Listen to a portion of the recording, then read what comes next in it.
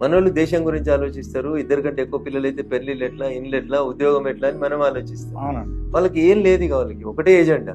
ఒకరికి అరటి పండు బండి పెట్టియచ్చు, ఒకరికి పంక్చర్ షాప్ పెట్టియచ్చు, ఏం లేకపోతే ఎడికన్నా పంపించచ్చు, ఏదన్నా చేయవచ్చు.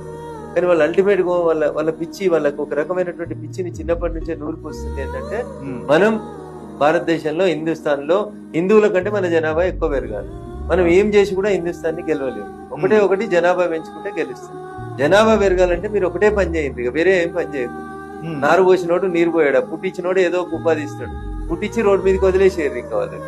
అది దిస్ ఈస్ దేర్ మోటో. వాళ్ళు మిషన్ కోసం పనిచేస్తారు, మనమేమో దేశం కోసం ఆలోచిస్తాం. కాబట్టి ఇలా హిందూ సమాజం కూడా ఆలోచించాల్సినటువంటి పరిస్థితి. మనం 80-85% నుంచి మనం ఇలా 70% మన జనాభా ఎందుకు తగ్గిపోయింది, 2, 3, 4, 5 నుంచి వాళ్ళ జనాభా 12-15% ఎందుకు పెరిగిపోతా ఉంది అనేది ఆలోచించుకోండి. It is the real time. మీరు అడిగినారు కాబట్టి this is the real time for Hindus to rethink. మనం ఒకరికి ఇద్దరికి ఆగిపోవడం వల్ల మనకు జరుగుతున్నటువంటి నష్టమేంది. ఇప్పుడు మాస్టర్ జీవితకాలం కష్టపడి 100 కోట్లు సంపాదిస్తాడు. మాస్టర్ కి ఒకతే ఒక కూతురు ఉంటది. అమ్మాయి కాలేజీకి పోయేటప్పుడు తీసుకుపోయి ఆటో డ్రైవరు, బస్ డ్రైవరు ఎవడో కూడా అమ్మాయిని తీసుకొని వెళ్ళిపోతాడు. మేము వేరే రకంగా అర్థం చేసుకుంటాం. లవ్ జిహాద్ పేరిట వాడికి ఏముండదు, తింటాడు, ఒళ్ళు పెంచుతాడు, అందంగా తయారవుతాడు, ఇంత సెంటు కొట్టుకొని వస్తాడు. ఈ అమ్మాయి ఏదో వాడి మంచి మాటలకు ట్రాప్ లో పడుతుంది, ఈ అమ్మాయి వెళ్ళిపోతుంది. ఆ యుక్త వయసులో ఇబ్బంది జరుగుతుంది. Master in the sense somebody X పోతుంది. మీరు జీవితకాలం కష్టపడి 50 ఏళ్ళు సంపాదించిన 100 కోట్ల అమ్మాయికి వెళ్ళిపోయింది. ఇంకేముంది ఇక్కడ? 4 రోజులు పోగానే అమ్మాయికి బురికేస్తాడు. 5వ రోజు నుంచి ప్రొడక్షన్, మిషన్ ప్రొడక్షన్ కి తీసుకుంటాడు అంతే. కాంట్రాక్ట్. ఈ అమ్మాయికి నచ్చలేదు, ఏడాది తర్వాత ఇంకొక అమ్మాయిని పెళ్లి చేసుకుంటాడు. ఉంటే 2 ఉండండి, లేకపోతే 3వ అందించుకుంటాడు. So their agenda is how to increase the Muslim population in this country. Okay. This is their main agenda.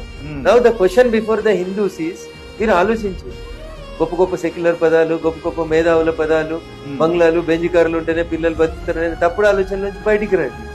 So at least మనం 1, 2 అనే పదం నుంచి మనం కూడా 3, 4 వైపు ఆలోచించాల్సిన పరిస్థితి వస్తుంది.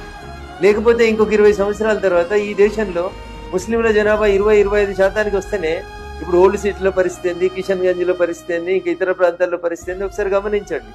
అందుకని now it is the time to think how to control the Muslim population and how to increase Hindus population at the same ratio. ఆ రేషియోలో డిస్క్రిపెన్సీ వచ్చి హిందువుల జనాభా తగ్గిపోతూ ముస్లింల జనాభా రోజు రోజుకు పెరుగుతూ వచ్చింది అనుకోండి, వాళ్ళు ఒక టైం వచ్చిన తర్వాత మళ్ళీ ఈ దేశాన్ని కూడా ఇస్లామిక్ దేశంగా మార్చడానికి ప్రయత్నం చేస్తారు.